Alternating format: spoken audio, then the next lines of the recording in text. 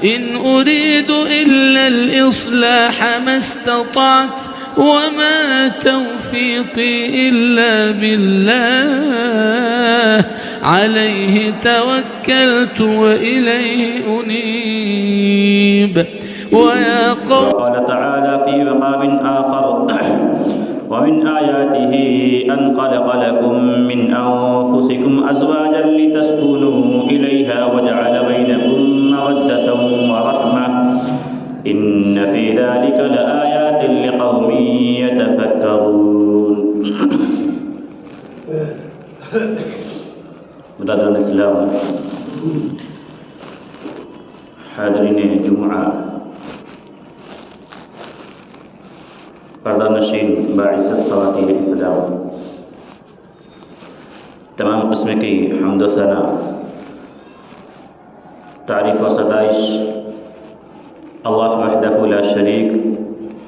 خالق کائنات، مالک ارض و سما کے لیے لائق و زیبا ہے۔ درود و سلام نازل ہوں اللہ رب العالمین کے مبعوث کیے گئے تمام انبیاء علیہ السلام پر، خصوصاً ہمارے اور آپ کے آخری رسول، آخری نبی احمد مجتبی محمد مصطفیٰ صلی اللہ علیہ وسلم پر۔ اللہم صلی علی محمد وعلی آل محمد کما صلیت علی ابراہیم وعلی آل ابراہیم انک حمید مجید۔ اللہم بارک علی محمد وعلی آل محمد کما بارکت علی ابراہیم وعلی آل ابراہیم انک حمید مجید۔ برادران اسلام، آج کے خطبہ جمعہ میں ایک ایسے عنوان کی وضاحت کرنے کی کوشش کروں گا کہ جو ہماری اور آپ کی زندگی سے جڑا ہوا ہے، یا اگر جڑا ہوا نہیں ہے تو آگے یہ معاملہ ہمارے ساتھ جڑ جائے گا، کیونکہ اس کے بغیر دنیاوی زندگی گزارنا بے حد مشکل ہے۔ جس عنوان کے تحت میں لب کشائی کرنا چاہتا ہوں وہ حقوق الزوجین سے متعلق ہے، میاں بیوی کے حقوق سے متعلق ہے کہ میاں بیوی کے آپس میں ایک دوسرے پر کیا حقوق ہے۔ یوں تو انسانی سماج اور معاشرے کے اندر رشتے ناطے بہت سارے ہیں۔ والدین کا اولاد سے رشتہ، بھائی کا بہن سے رشتہ ہے، میاں بیوی کا رشتہ ہے، اور اگر ہم اس سے آگے بڑھیں تو چچا بھتیجے کا رشتہ، خالہ ماموں اور پھوپھی وغیرہ کا رشتہ۔ جو ہم رشتہ داریوں میں آگے نکلتے جائیں گے ہمیں مزید ایک نیا رشتہ دیکھنے کو ملے گا۔ یاد رہے کہ اللہ تبارک و تعالی نے جب اس کائنات کی تخلیق فرمائی اور تخلیق فرمانے کے بعد جب انسانیت کی تخلیق ہوئی، آدم علیہ السلام کو اللہ تبارک و تعالی نے پیدا فرمایا، اور اس کے بعد حوا علیہ السلام کو پیدا فرمایا، تو اللہ تبارک و تعالی نے اس دنیا کا جو سب سے پہلا رشتہ قائم کیا، جو سب سے پہلا رشتہ بنایا، وہ میاں بیوی کا رشتہ تھا۔ والدین کا رشتہ، بھائی بہن کا رشتہ یا دیگر رشتہ داریاں بعد میں آتی ہیں، لیکن سب سے پہلے جس رشتے کی بنیاد پڑی وہ بنیاد میاں بیوی کے رشتے سے پڑی۔ اور اس رشتے کو قائم کرنا سماج اور معاشرے کی بقا کے لیے ضروری ہے۔ سماج اور معاشرہ تبھی قائم رہ سکتا ہے، تبھی سماج اور معاشرہ بن سکتا ہے جب اس رشتے کو قائم کیا جائے۔ اگر یہ رشتہ قائم نہ کیا جائے تو ایک سماج اور معاشرہ ہرگز تیار نہیں ہو سکتا۔ اور اللہ تبارک و تعالی کا بڑا کرم ہے، اس کا بڑا احسان ہے کہ اس نے اس رشتے کو جوڑنے کا طریقہ بھی ہمیں بتلایا کہ کس طریقے سے ہم اس رشتے کو جوڑ سکتے ہیں، ہم کس راستے سے اس رشتے کو جوڑ سکتے ہیں۔ اور وہ طریقہ شریعت مطہرہ نے نکاح کا طریقہ بتایا کہ نکاح کے ذریعے سے دو مختلف خاندانوں، مختلف قبیلوں، مختلف قریہ، شہروں اور بستیوں میں رہنے والے اجنبیوں کو ایک رشتے میں جوڑا جاتا ہے۔ اور اس رشتے کو صرف جوڑنے کا طریقہ ہی نہیں بتایا، بلکہ اس رشتے کو کس طریقے سے نبھائیں گے، اس رشتے کو پرسکون کیسے بنائیں، اس رشتے کو اطمینان حاصل ہونے والا رشتہ کیسے بنائیں، اس رشتے کو ایک مثالی زندگی کس طریقے سے بنا سکتے ہیں، وہ تمام کے تمام طریقے شریعت مطہرہ نے ہمیں سکھلائے ہیں۔ افسوس ہوتا ہے کہ ہم اس رشتے کو شریعت مطہرہ کے مطابق جوڑ تو لیتے ہیں، لیکن آگے چل کر کے اس رشتے کو کس طریقے سے نبھایا جائے، اس رشتے کو پروان کیسے چڑھایا جائے، اس رشتے کو مثالی رشتہ کیسے بنایا جائے، اس رشتے کو ایک بہترین رشتہ کس طریقے سے بنایا جائے، اس کا علم نہ ہم سیکھتے ہیں، اور اگر کوئی لڑکا یا لڑکی اس بندھن میں بندھنے جا رہا ہوتا ہے تو ہم اسے بھی اس طریقے کو نہیں بتاتے کہ جس رشتے میں تم بندھنے جا رہے ہو، اس رشتے کو تم کس طرح سے قائم رکھ سکو گے، اس رشتے کو مثالی اور بہترین رشتہ تم کس طرح بنا سکتے ہو۔ ہم دنیا کی تمام باتیں، تمام خرافات لڑکی کو اور لڑکے کو بتلاتے ہیں، سکھاتے ہیں۔ دنیا میں زندگی گزارنے کے ہزارہ طریقے انہیں آتے ہیں، لیکن ایک رشتے میں بندھنے کے بعد ایک مقدس رشتہ جسے اللہ تبارک و تعالی نے بنایا ہے، اس رشتے میں بندھنے کے بعد انہیں اس رشتے کو کیسے نبھانا ہے، ہم اس رشتے کو نبھانے کے تقاضے، اس کے طریقے ہرگز انہیں نہیں بتاتے۔ اسی وجہ سے کہ آج بہت سارے گھروں میں بہت سارے لوگوں سے ہمیں طلاق اور خلا کی خبریں سننے کو ملتی ہیں کہ نکاح ہوئے، شادی ہوئے، ابھی چند دن ہوئے تھے، چند ایام ہوئے تھے اور خلا کی طلاق واقع ہو گئی، اس لڑکی نے خلا لے لیا، یا اگر طلاق اور خلا کی خبر ہم تک نہیں آتی تو ہمیں یہ سننے کو بھی ملتا ہے کہ لڑکی کہہ رہی ہوتی ہے یا مرد کہہ رہا ہوتا ہے کہ بڑی مشکلوں کے ساتھ تیرے ساتھ میری زندگی گزر رہی ہے، بڑی دکھ اور تکلیف کے ساتھ زندگی گزر رہی ہے، اگر مجھے سماج کا خیال نہ ہوتا،